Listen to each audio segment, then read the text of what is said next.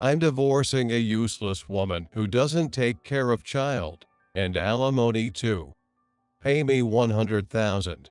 My husband laughs as he crosses his arms. How much more can he make fun of me? I admit. Here are the divorce papers. My husband's eyes went wide as I held out the divorce papers to him. Mind you, I'm the one in a better position than you. My name is Scarlett, a 40-year-old housewife. My husband Tyler and I have been married for exactly 10 years. Normally, we would be celebrating our 10th anniversary, but we are not in that mood at all. It all started when I had an accident 3 years ago that left me in a wheelchair. Scarlett, are you okay? Oh, Tyler. You came. I heard you were in an accident, so I rushed over. Your life was saved, wasn't it? Yes, but my leg is permanently damaged. I'll be in a wheelchair for the rest of my life. Oh, no. I was driving to work when an oncoming car ran into me and I was involved in a collision. Although I survived, I was unable to walk for the rest of my life. Of course, I was covered by insurance and workers' compensation, so I don't have to worry about money. I had a second job and had saved a lot of money since I was single, so I did not have to worry about the financial aspect of my life. But I was still very anxious about becoming disabled. I would probably cause my husband a lot of trouble in the future. I'm sorry that it turned out like this. No, it wasn't your fault. It was just bad luck that you had an accident. I'll support you from now on. Thank you, Tyler. I was very happy to hear my husband say these things. After that, my husband moved us to a rental apartment with barrier-free access and gave me a room on the first floor so that I could live comfortably. This made it easier for me to move around the house in my wheelchair and do household chores. My husband also came home on time and took care of me as much as he could. I was very grateful to him. However, after about 6 months in the wheelchair, my husband's attitude gradually became colder and colder. I'm sorry, Tyler. I have to go to the bathroom. Oh, okay. I'm sorry for the trouble I've caused you. My husband began to show an overtly troublesome mood on his face. He didn't think it would be this hard to take care of me. I was really sorry about that. I made the following suggestion to him as such situation continued too long. I can call a helper for the night if Tyler is willing. Then you can focus on himself without worrying, right? I said, and my husband immediately took me up on the suggestion. Please do that. Frankly, it's hard to be a caregiver when I'm tired from work. I know. I was a little sad when my husband said that honestly. I was disappointed that my husband had told me that he would support me when I had my accident and that he would not do what he said he would do. Well, I guess he didn't think it would be this hard at the time, and when he actually did it, it was beyond his capacity. So I thought hiring helpers more often would solve the problem. But as soon as he didn't have to take care of me at all, my husband became even colder toward me. Hey, even though you live in a wheelchair, you can cook as you are in barrier-free space, right? You can cook better than that. I'm sorry. I forgot to tell the helper about the ingredients I wanted her to buy. And that's why I couldn't cook what I wanted to cook. So what? That's just an excuse, right? Well, I don't discriminate against you because you live in a wheelchair or because you are physically disabled. I'm talking to you like you're a normal person. You can't go to work anymore, so you're a stay-at-home mom.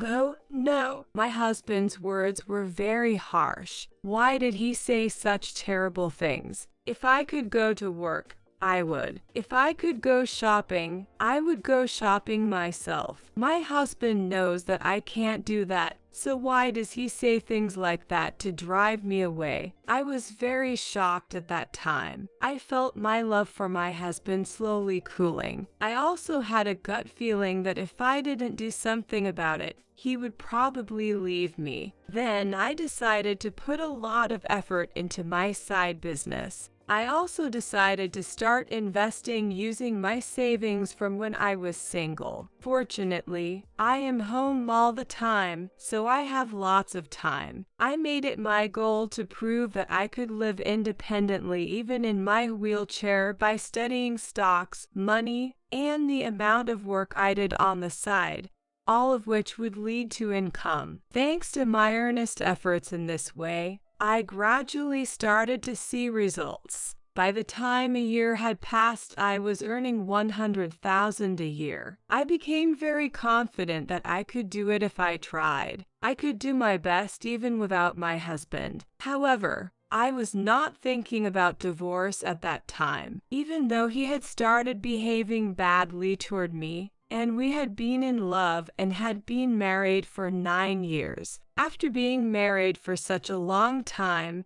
I was hesitant about leaving him. There had been many things that had happened during our marriage, and I had many happy memories. Maybe my husband just didn't think that my being in a wheelchair would put him in such a difficult situation mentally. Maybe he just said terrible things to me because he didn't have mental space. If that was the case, our relationship might still be able to improve. I thought so, but it seemed I was the only one who thought so. My husband came home later and later. Just like it didn't matter if I was in wheelchair life, he came home at 2 a.m. or so more and more often. "Good morning.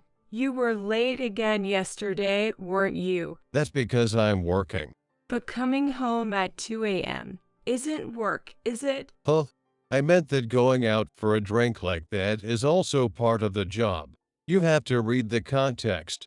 My husband always gets annoyed when I talk to him. He seems to say that he doesn't want anything more to do with me. I thought I might not make it. Just when I thought that was the case, my husband took further actions that I never expected. One day, my husband unusually came home in the evening. The helper was still there, so she went to the front door for him. But I heard a voice that I could not have predicted. It was the voice of a baby. As I looked at the front door in wonder, the helper came to me with a puzzled look on her face.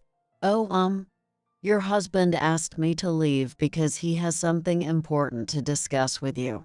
Is it okay?" What? Then my husband came into the living room holding the baby, and next to him is a strange young woman. She is wearing fancy makeup but still looks young. Well, let's see. At first I thought it was not a good story, and I told my helper to leave me here. The helper, puzzled, took her own bag and left with her head down. After seeing her off, I returned to the living room. So, there's a lot on my mind. Who the hell is the baby and the woman? I asked my husband, and he said, without a hint of offense, She's my girlfriend, Victoria, and this baby is ours. What? I could not believe my ears. My husband had been having an affair and had even fathered a child. The reason he had been late was because he had been with his pregnant girlfriend. It was so sudden that I could not catch up with my understanding. I'm sorry, this is so sudden and confusing. But how old is Victoria? You look so young. Then the woman with whom he was having an affair made a surprising statement. I am 18 years old. What? 18? Her husband's lover was 18 years old and had just graduated from high school. Well, where did you meet my husband? The cabaret club where I work. What? Cabaret club. Apparently, my husband was going to the cabaret club instead of taking care of me, and he had an affair with an 18-year-old girl and even got her pregnant. I can't believe it. You were cheating on me. Because I don't even think I want to do it with you anymore. I'd rather have a younger, prettier one. So, you want to be with that girl? Yet of course I want to marry her again. And you'll raise her instead of her. What? What are you talking about? Because you're gonna be home all day, aren't you? Victoria is still a teenager. She's got a lot of things she wants to do. She doesn't want to spend all her time raising baby. So you raise baby instead.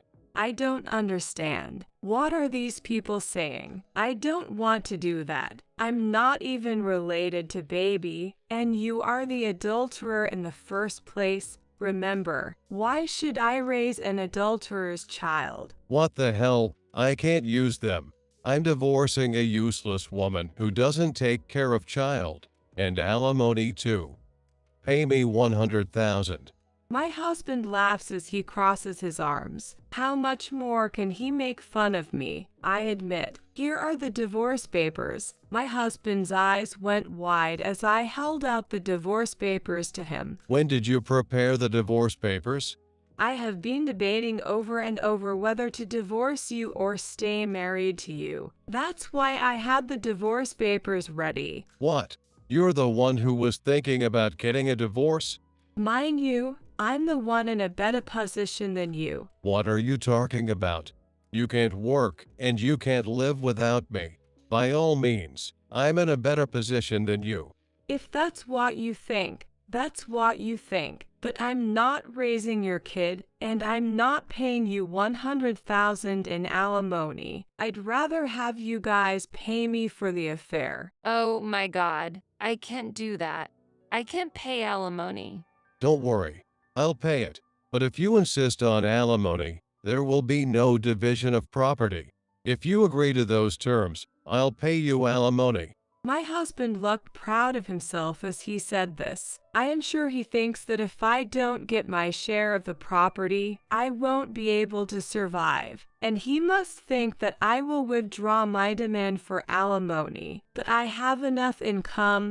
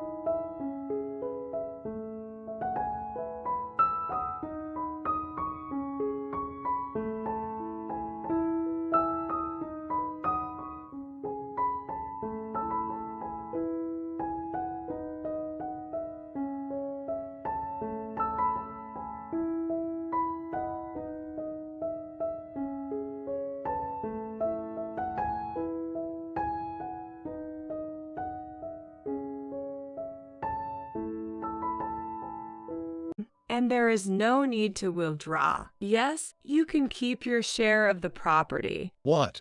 So I'll demand alimony with no property division. Are you serious? You're not gonna be able to live with yourself after the divorce, are you? You don't have to worry about that. Anyway, I can't forgive you guys. I'm going to have to pay you alimony. Huh? I don't care if you regret it.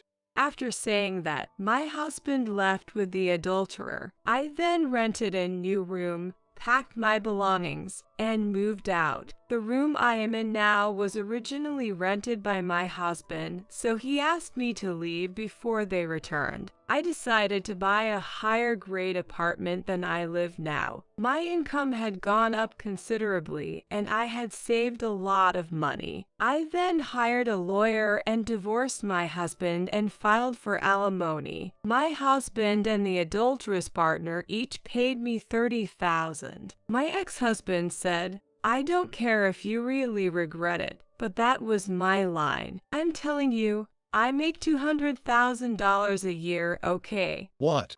What are you talking about? I don't believe that lie. Don't be so tough and say weird things. My ex-husband snickered at me like that. I showed him the bank book. Can you say that even if you see this? The bank book I showed him had transfers in digits my husband had never seen before. Oh, my God. How come you're making so much money? I was trying so hard to be independent because I thought you might leave me. I'm glad I was prepared for that, because as I expected, you divorced me. Oh, no. My ex-husband was absolutely mortified when he found out that I was making considerably more money.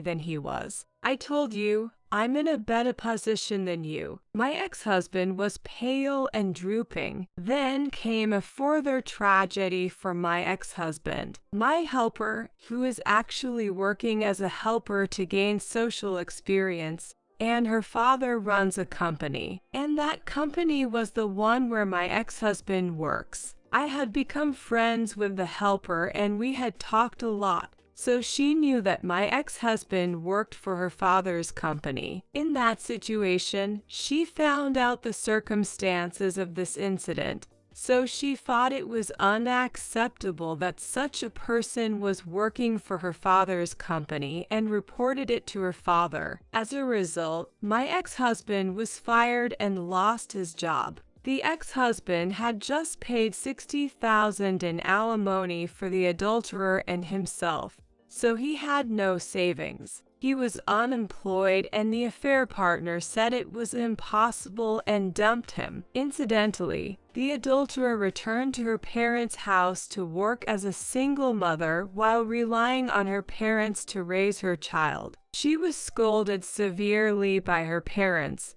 and she has since changed her mind. She sent me an email apologizing, saying that she realized how immature she was at that time. She had gotten my email address before she left my ex-husband. Well, she is only 18 years old, so she can't help making a lot of wrong decisions. I hope she has changed her mind and is giving her love to her child. By the way, my ex-husband was disowned by his parents because of this incident, and since he can no longer pay the rent, he has moved to a shabby apartment and is living part-time. He is now in his 40s, so I don't think he will be able to find a new